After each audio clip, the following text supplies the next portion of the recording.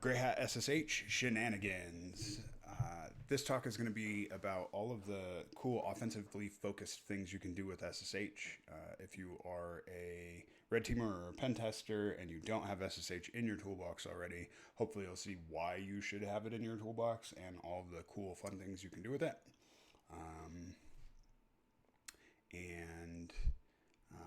If you're advanced, you've already been using SSH, hopefully there's a tip or a trick or two that you can pick up here as we go through all of this.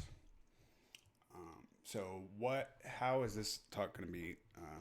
How's this talk going to go? We're going to start off with the basics because you have to start at the beginning. Then we're going to start looking at all of the interesting things you can do with port forwards, how you can use those to get past firewalls, hide your traffic, make it look like you're accessing systems from other systems, and a bunch of cool things. Next, we'll look at the configurations, so fun with the configs.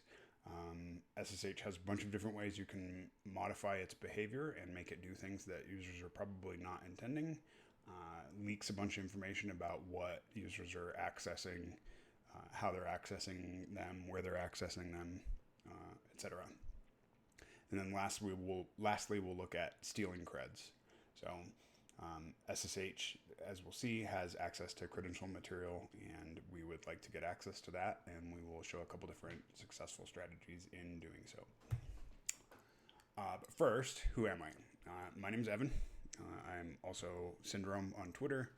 I am the director of offense at a company called Randori. I've been red teaming forever. I'm into CTFs. I do CCDC, all that kind of stuff. So check me out. Let's get into it. So the basics. Starting off, what is SSH? So SSH stands for Secure Shell. It is a replacement for the original plaintext protocols of telnet and RSH, which were both used to get shell access onto Unix systems and administer those remotely. SSH can be used to refer to both the daemon and the client. So you will hear someone say, I SSH'd to that box. That means that they used the SSH client to connect to a server that was running the SSH daemon and logged into it that way, got a prompt and did whatever. The most common versions of SSH that you're going to run into are OpenSSH. OpenSSH runs on pretty much everything now, and there are a few other ones that we'll go over, server and client coming up. Like I said, it's used to remotely administer systems. You can upload and download files, you can run commands on the shell, etc. And then SSH also provides encrypted channels, which are little tunnels that you can make in the SSH session that'll let you do port forwarding that we'll see here in a minute, X11 forwarding, and get your shell. So why is SSH useful for an attacker? Really, SSH can be thought of as a Swiss Army knife for red teams. This lets me accomplish anything I need to do with a system if I can get SSH access. So I can download files, I can upload files, I can run commands, I can maintain access to a system, I can configure the system such that it does things differently than the user's expecting. I can get credentials out of it, all of the things that I need to be able to do to get systems and get into systems and pivot around inside a network, and it's all encrypted by default for me.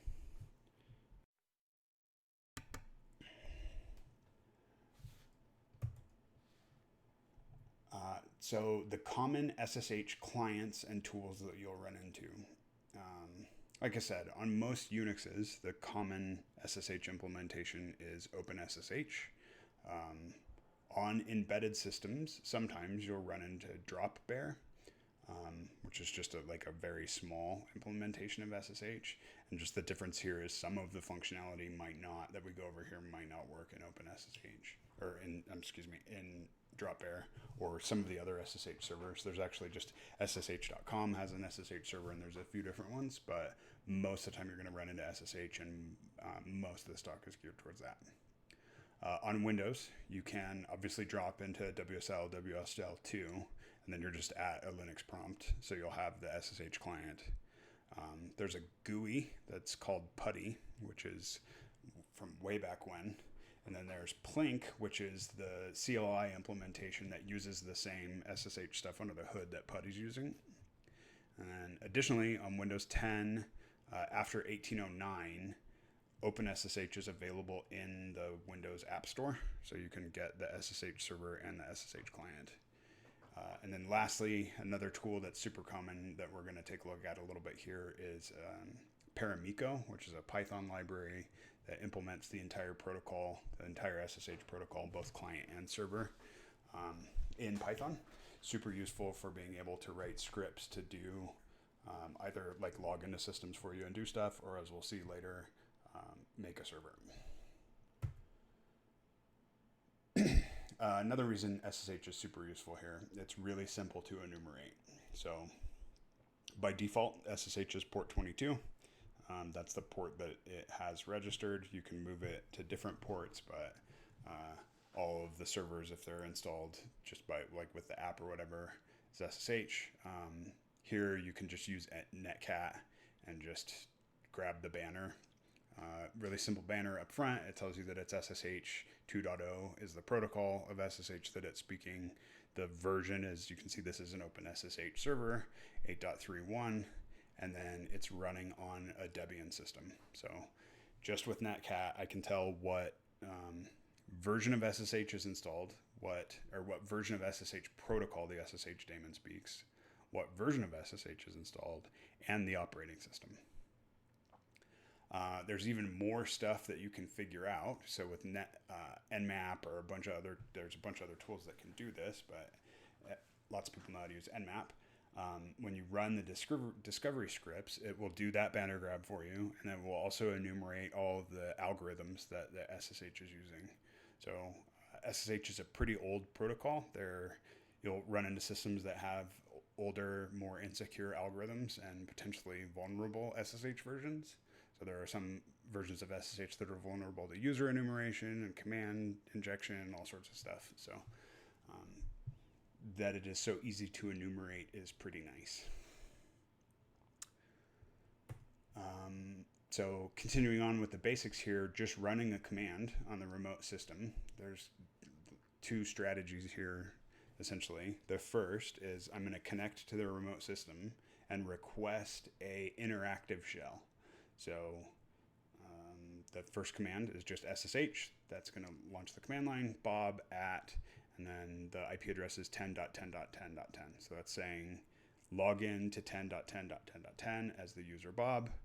I cut out some stuff here. It'll prompt you for a password, and then you can just run commands interactively like you're sitting at a console on that system. So here you can see you can run the command who am I, and you see that you're Bob. The other way you do this is to run a single command at a time. So I say SSH bob at 10.10.10.10. Who am I?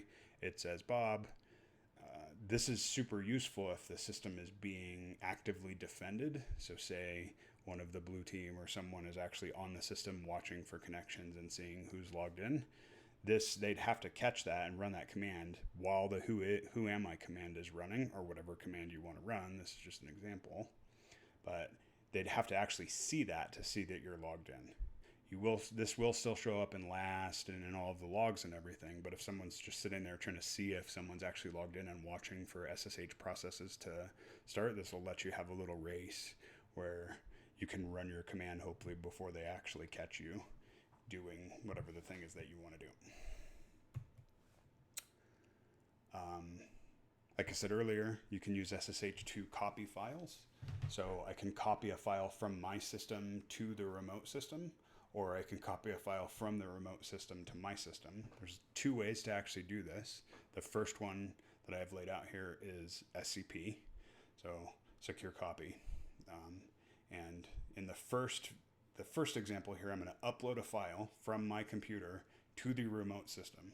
So what that looks like is I do SCP, the file that I want to copy up, and then I'm just like before we saw, I'm going to do the username at that system, and then I'm going to give it the path that I want to copy it to.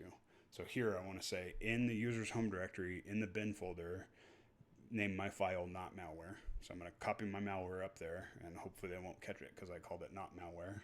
And that is super secret, and they will totally never be able to figure that out. Next, say I want to download a file from their remote system. So I've been looking around and I see that there is this Etsy secret sauce that I'd like to get from my local system. Just like before, it's source and destination, but I want the source now to be the file on the remote system, and then the destination to be the file on my system. So SCP Bob at the remote system, the path that the file's at. So here it's Etsy secret sauce. And then finally my loot folder. So every good hacker kid should have a loot folder, and I'm going to copy that secret sauce into that folder. Additionally, with SCP, I can recursively copy. So say I just want to grab everything in that secret folder. I don't know what it is. I'll look at it later. I'm going to go ahead and use the -R for recursive flag here to SCP. So SCP -R Bob at 10.10.10.10, the Etsy secret folder down into my loot folder. The next way you can copy files is with the sftp command. So this is secure FTP. This is actually a completely different different part of the protocol to copy those files. So SCP and SFTP, while they accomplish the same thing, are actually doing different stuff under the hood, but functionally it's the same. And if you're familiar with FTP, hopefully this makes sense. You SFTP as Bob to 10.10.10.10, and then the first command, I want to download a file, so I get that file. I say get from /secret sauce to my loot folder secret sauce.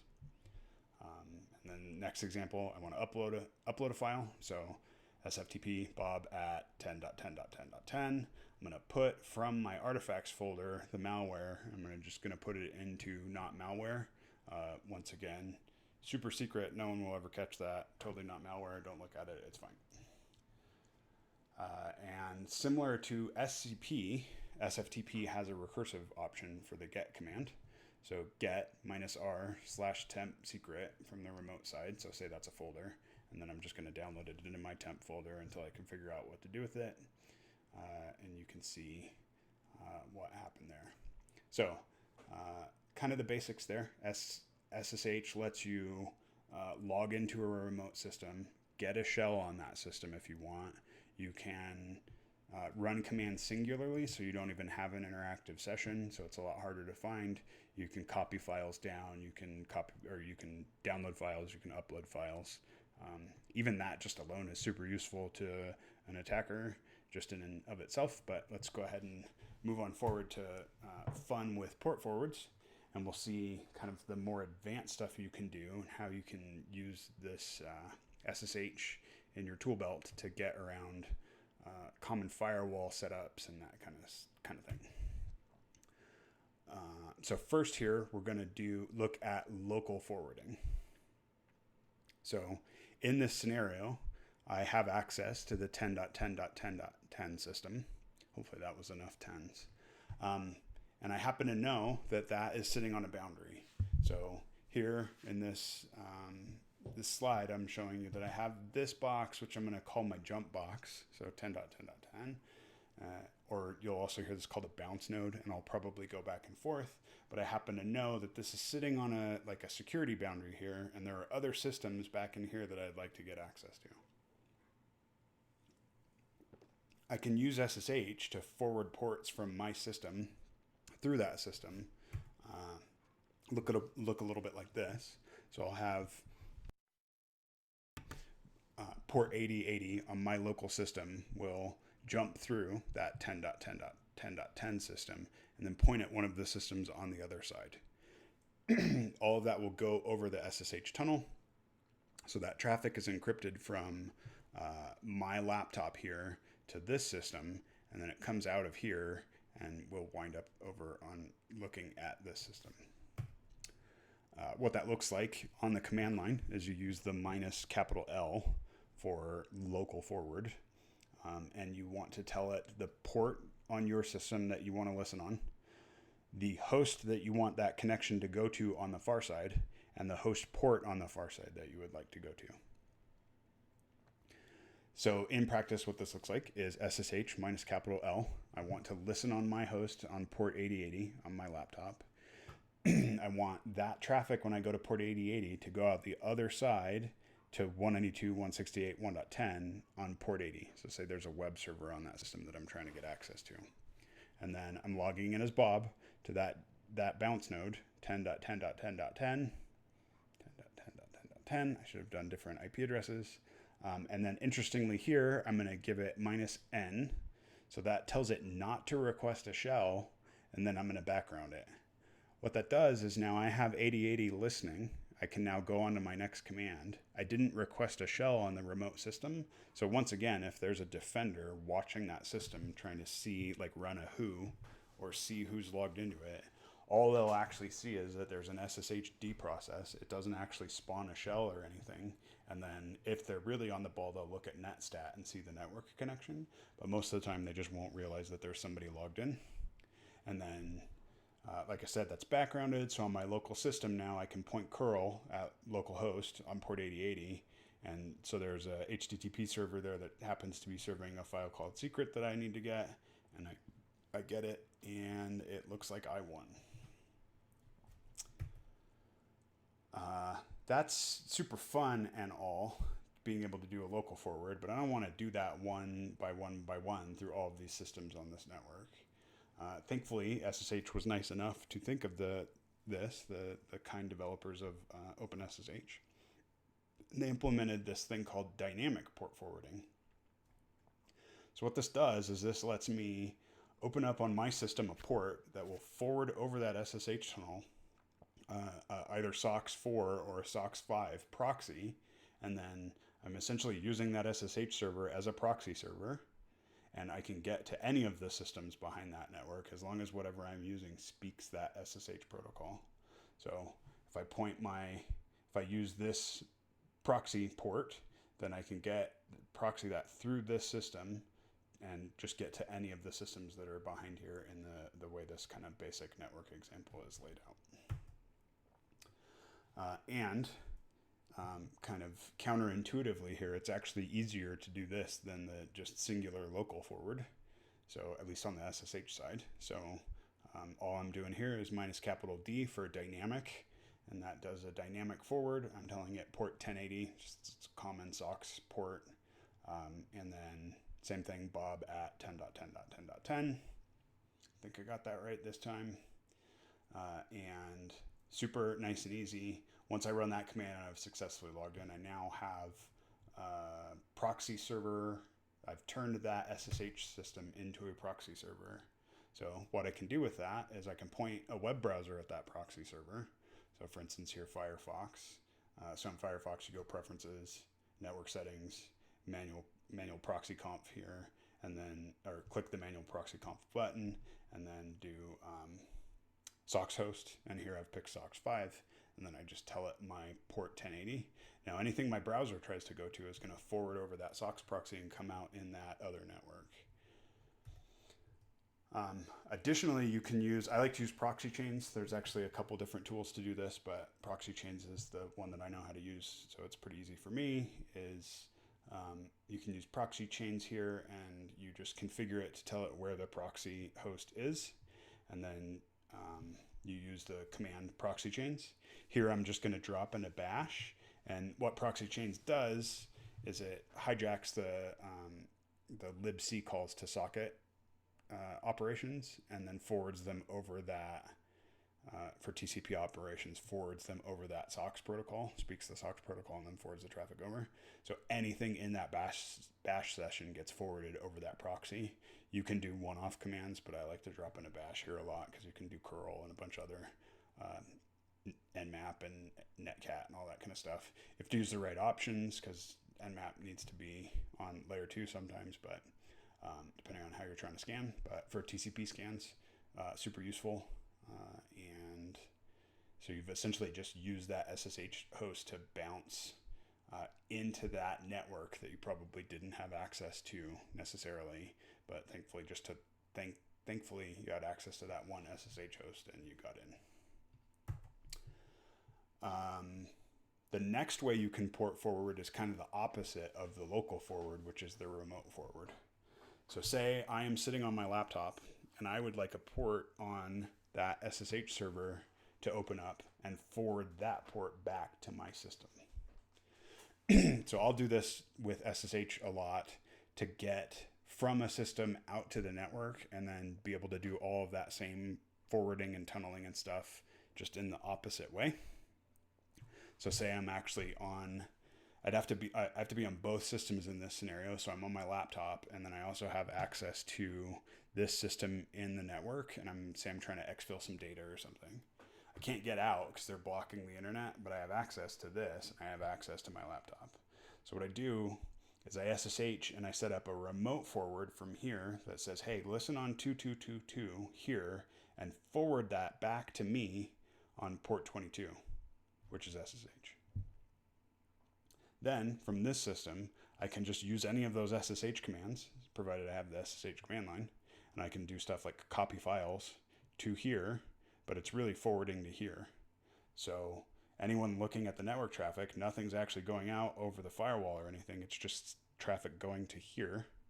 And then there's a secure connection to here from the bounce host to my laptop. So nothing actually, unless you're really on the ball, looks like it's coming from this to my laptop. It's routing through this other system. So what that looks like here is you use the -r command for remote. I'm going to tell it what port to listen on, and I'm going to tell it the host port that I want it to, or the host that I want it to listen on, and then the host port that I want it to forward to. So I say, listen on 2222, open that up on any, so 0.0.0.0 is the any address, and then forward that traffic back to me on port 22. I log in as Bob to that 10.10.10.10. I do -n again because I don't want to actually get a shell here. Importantly, to be able to do this listen on 0.0.0.0, the SSH server that I'm logging into, so this guy 10.10.10.10 has to have gateway ports enabled, or else you won't be able to do this by default. Luckily, it's a pretty easy change. You just update etc SSHD config. We'll look at config stuff a little bit later, but you can just change this. It is no by default, but you just change it to yes, and then you restart SSH. Your connection stays alive. Everything keeps working, and then you can do this. And then from that system that's inside the network that can't get out, I SSH to the 10.10.10.10 on port 22. So this -p tells it to go different than the default port. I log in. I can either log in or I can copy files or do whatever I want.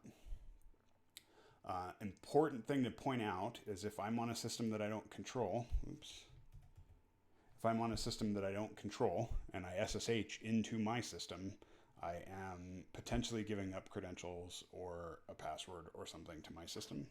So be careful with this.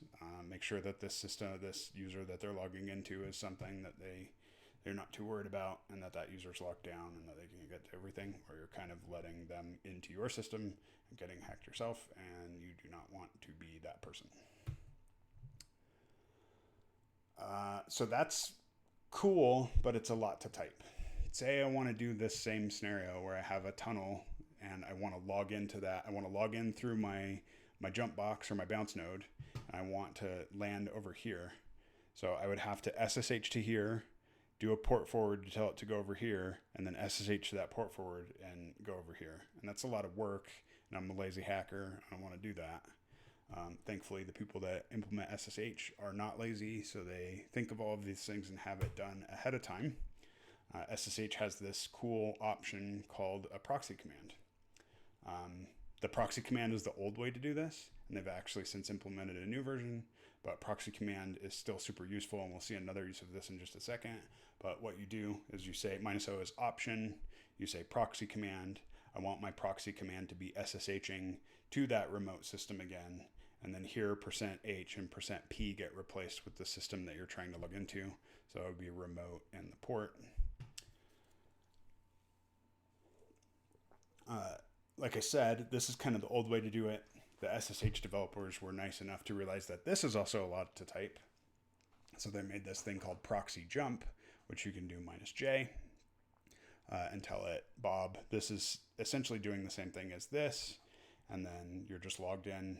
And like we saw, you now have this set up where you're actually SSHing through this system to here. Anybody monitoring this boundary for access to this system won't actually see that because you're actually going through here and to here. You're not going straight to it. So that is a pretty useful way to get around some kind of common network monitoring and popping through some boundaries. You can actually do some really cool stuff with this, where you set up like different jump boxes and have them go through different layers, and it starts to get pretty fun. You can do some pretty crazy stuff. So like I said, though, that proxy command is super interesting, and shout out to Subt for kind of prompting me to look at this. Here, I'm actually using a proxy command to configure my SSH to use an HTTP proxy to get to wherever I'm trying to go. So I'll say that again. I'm using a proxy command to use an HTTP proxy to get to where I'm trying to go. So anybody looking at this traffic is going to see a connection to an HTTP proxy and not even realize that I'm SSHing through that proxy out to the other side. This is super useful when you're in a network that's very locked down and is only letting certain things through, and you have to use an HTTP proxy to get out. Or if you just want to blend in.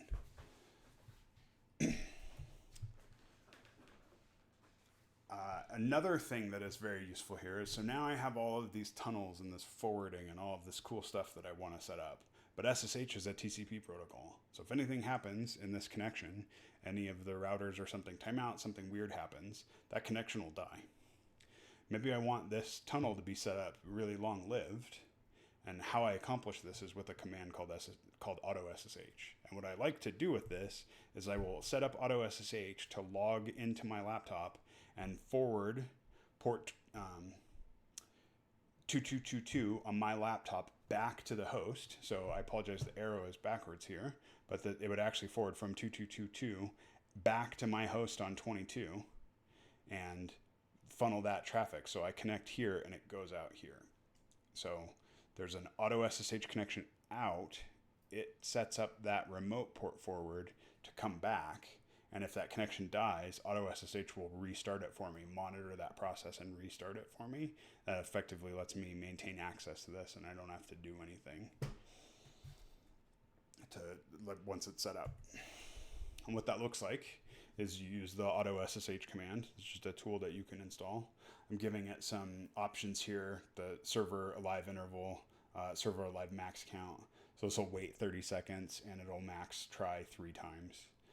And then I'm telling it to remote forward on 2222 to port 22 on my local host, and then I log into my laptop, aka Hackbox. And then on Hackbox, I can SSH -P to 2222 and tell it, Bob, because that's the user that I have at localhost, and that's actually going to go through that tunnel back in through the network, and then I'm just logged into that victim system. Once again, this is super cool because like someone monitoring this network would see as someone logging into a system remotely. So say you're here, this boundary is monitored, all you see is an SSH out. You don't actually see me tunneling back in. So it looks like someone who already is logged into this just logged into something on the internet. And that is what happened. But then additionally, I'm logging back into that system here. So I actually have shell access that they might not be wanting me to have.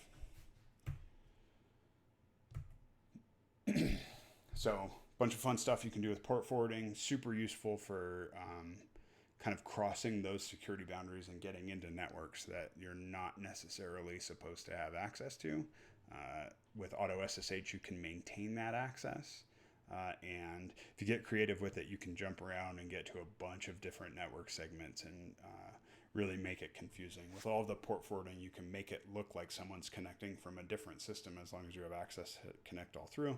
So someone that's trying to trace that back through network logs or system logs is going to have a rough time because you're essentially using a proxy to get through a bunch of stuff, and you can proxy and jump around, and good clean fun to be had by all. So configuration. So what we're going to talk about here is a bunch of different ways that you can configure SSH to do things that are kind of unexpected, or just interesting configurations that are useful kind of in operations or in the process of doing things.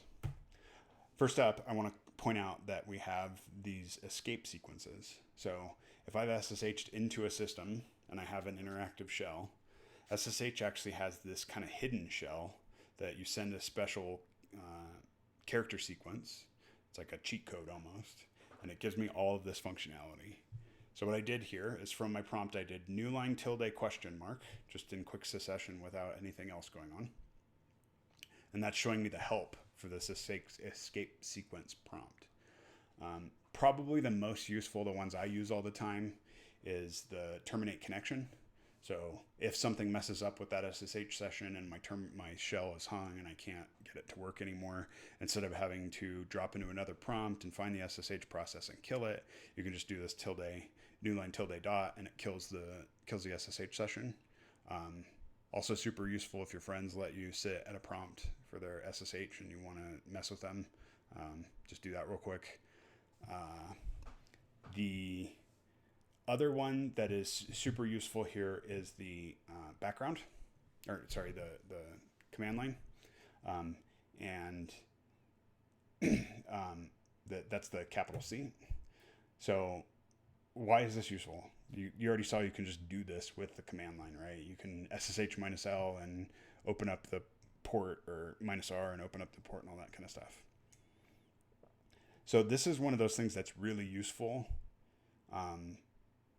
but not very often. So the most use I have out of this is when I have access to SSH on a system, someone's actually actively trying to defend it, and they've changed the password on me or gotten rid of my SSH key that we'll see here in a minute, or whatever. I can't log back into that prompt, so I can't, or that SSH session, so I can't log out to port forward, but I want to port forward through that because I still have access, and they haven't noticed like that my actual shell exists. They just noticed that the account was compromised. So I can still scan the network and do a bunch of stuff from there. I just need to be able to change some of the port configs, and I can't log out and log back in. That is when this is the most useful. So just like all of the other commands, -L, -R, -D, lets you set up all of those port forwards. And then it's -KL to cancel them or kill them. Once again, super useful. Kind of keep it in your back pocket. It's not really common that I run into this, but when I have needed this, it was invaluable. So I talked a little bit about authorized key there. So one of the things you can do with SSH is trying to log in and put your username and your password all the time isn't very much fun. It's also kind of insecure, and we'll see a little bit later why that is pretty insecure. So SSH came up with this concept of an authorized key. So this is just public key cryptography. I generate a public-private key pair. I put the public key on the remote system that I want to log into in a configuration file, and say anyone that has the private key for this public key is allowed to log in. So this is very, very useful when you run into SSH for a couple different things. One is if you can get access to someone's private key, you can log in to any of the systems as them that they log into. Because of that, you actually you're prompted to put a password in to password protect that private key. So when you try to use it, you have to decrypt the private key before you can use it.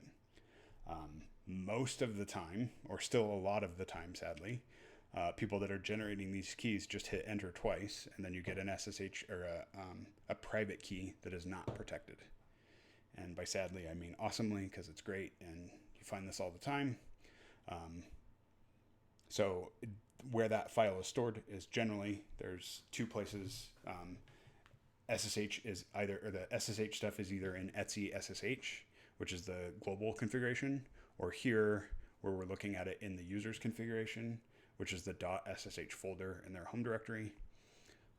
So here specifically, this is in root's home directory. We've generated a key pair. The default for the RSA keys is just ID under RSA, and then you'll have ID under RSA.pub. If you copy that ID under RSA.pub to the .ssh authorized keys file for any user, you can log in to that user account without a password.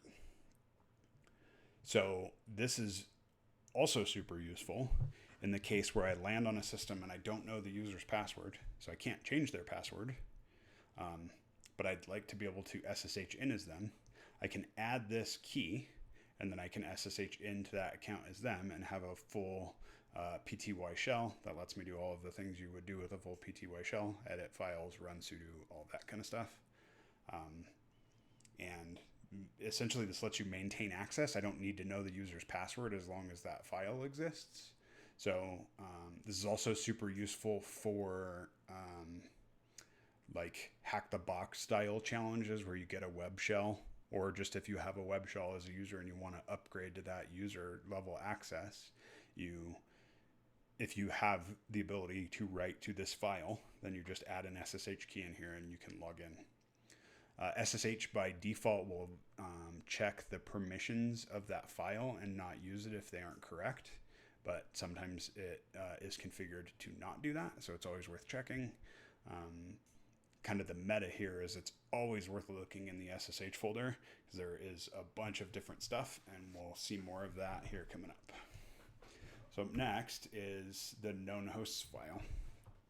So this file is a list of all of the systems that a user is logged into. For anybody familiar with SSH, when you SSH out to a system the first time, it'll say, hey, I don't recognize this system. This is the public key. Do you accept this? When you do that, it saves that into this file called the known hosts. That known host file will have one entry per line, and then it has the IP address or the host name, and then the public key information. So this is super useful. If I can see this and I'm the user, say I now have access to their unencrypted private key, and then I also have access to all of the IP addresses that they're logging into. Pretty easy way to pivot around the network and find other systems that I have access to. The next file here that is super interesting is the SSH config. So all of that stuff that we've been going over, all of the port forwards, all of the different things are super great, but typing all of that's horrible, and I'm a lazy hacker. And once again, the SSH developers, they know that, I guess, and they came up with a solution for it. So that's this SSH config. Like most of the other SSH stuff, the default or the kind of system-wide configuration is in etc SSH, and then the user configuration is in .ssh in the user's home directory. That config file looks like this. So here someone has set up a host called bounce. The username is Bob. They're logging into 10.10.10.10. They would like to do a local forward of port 8080 to 192.168.1.10.80. They're going to do a dynamic forward for 1080, and then they're going to do a remote forward for 8080 on 192.168.1.10.8080. On the command line, you can just do SSH bounce, and then all of those configs will get set in the command line. You don't have to do anything at all anymore. It's just SSH bounce. It'll tab complete if you have bash completion. Super awesome. When you land on a system, if you have access to this config file, this is another way to find systems that people are logging into, because they'll have a bunch of configs like this for easy mode accessing the systems that they access. And you can see, okay, so this Bob guy has access to 10.10.10.10 and likes to check out these other systems on these ports. So something I can try to do. Another fun thing you can do with SSH config is get it to do stuff that people are not intending. So let's say in this scenario, I know that Bob is SSHing from the server that he's on, 10.10.10.10, to that system that he has internally. Every time he does that, I would like to get a shell back to me on 4141 from his system. With SSH config, I can do that. So here I configure it, say I'm on his server for some reason. I have access to his SSH config. I'm going to go ahead and I like to set this up for all hosts. By default, you're not permitted to run a local command, but luckily in the config file, you can just tell it to let you do that. And what I'm going to do here is tell it the local command is to netcat me a bin bash shell to my IP address on my listener and background, and then do whatever else Bob was trying to do. So every time Bob logs into a host, it will spin a shell back to me, and I'll get access to his system. So say my shells keep dying, or I just want to kind of maintain access in a super easy, lightweight way. Another config file that is super awesome is this run commands file, or RC file. This similarly has the etc version or the user version, but what this does is this runs a command when the user's logging in right before it drops them to a shell. So back to our scenario, say I'm actually on this FAR system, and now I want a shell to come back to me every time somebody logs in. So when somebody logs into this system, it sends me a shell. What that looks like here is I just put this simple netcat listener, just like the other one roughly, in this. I say netcat spit a shell back to me on my listener IP address on port 4141, and then background, and go ahead and keep doing whatever it is that people want to do. So I encourage people to look at the config files. There's a ton more things you can do in there. These are kind of simplified versions for slides and to demonstrate the purposes. With the config files and the port forwarding, you can really get yourself into some pretty nifty scenarios with that jump proxy command, or proxy jump, or command, or config option, and then also it goes in the config file. With those, you can set up really intricate port forwards and get through all sorts of different interesting things. And like I was saying before, really kind of run havoc on networks and for someone trying to trace stuff back. Now let's look at a couple different ways that I've successfully gotten creds out of SSH. The first one being, say I'm on a system and I know someone is logging into other systems. I see their SSH config, but I don't have their private key. They're not even using private keys. I just know they're using passwords. So I want to be able to get to that system that they're getting to, but I need to get that somehow.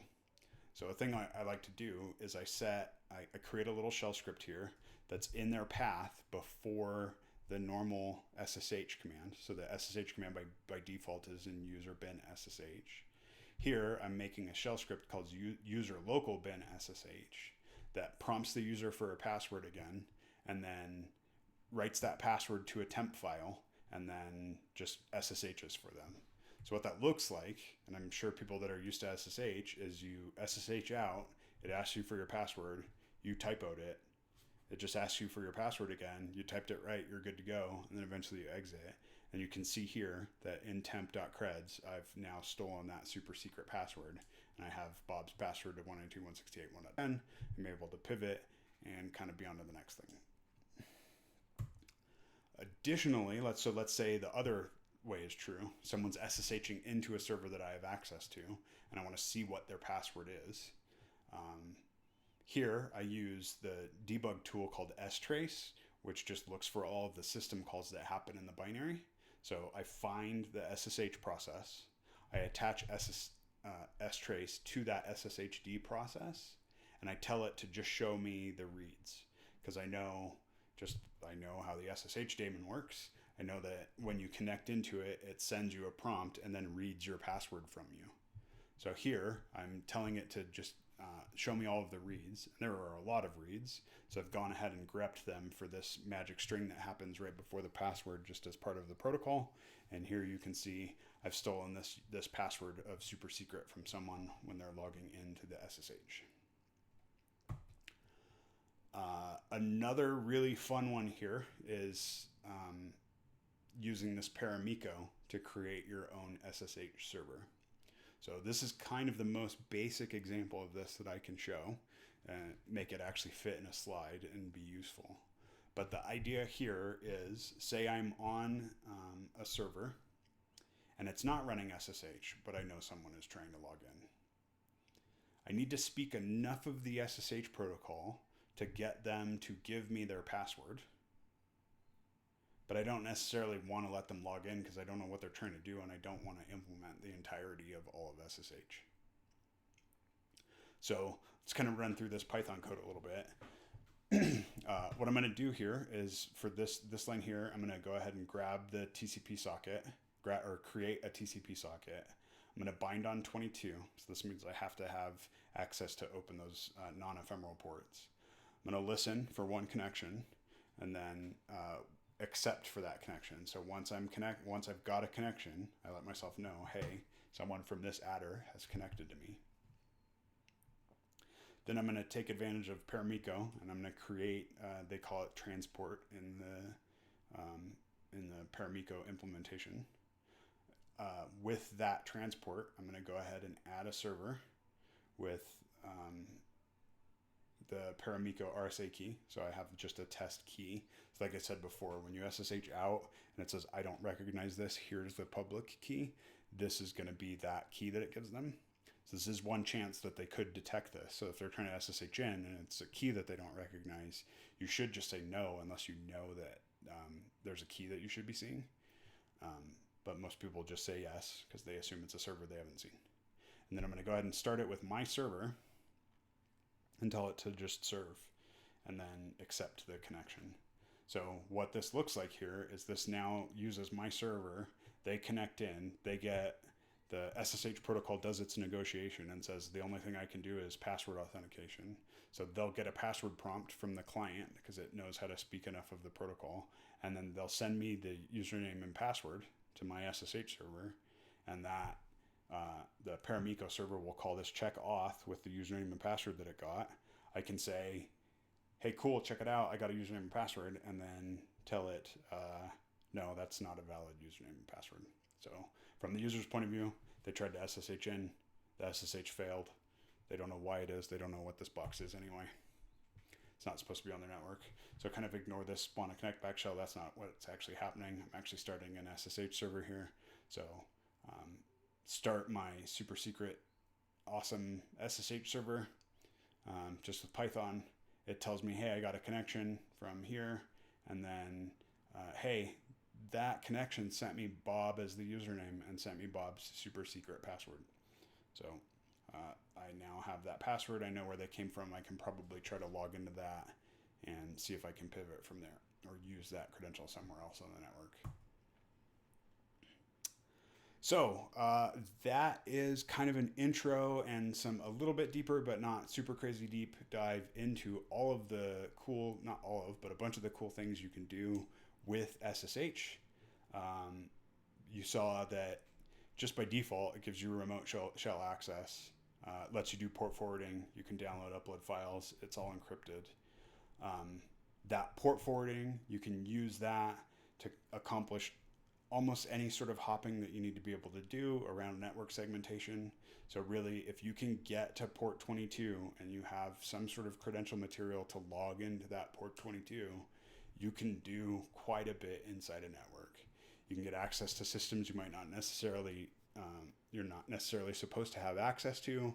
You can get around network protections that are trying to block you from doing things. You can mask your traffic in different protocols via proxies.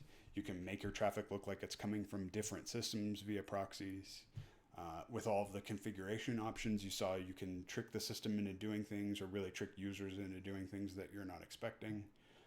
Different ways you can run SSH commands such that it's harder to trace or see that information on the system, and download, upload, exfil all of the data. And then really the cool thing about this is you can use all of these SSH options. These are the basic ones. You can combine all of this to make yourself the craziest network map that you want, pivot through all of the different things. SSH is becoming more and more ubiquitous across environments. It's now coming on Windows 10. You have WSL. It's very, very, very useful. So I hope that was helpful. I hope it made you think a time or two about SSH and what you can do with it and all that kind of stuff. I hope to stay connected with everybody. Randori Attack is my team's Twitter. We are kind of always hiring someone at somewhere, so hit up our careers off of our webpage. And then if you're into information like this, follow our blog. Randori TTPs are tips, tricks, and POCs. Check that out for lots of information like this.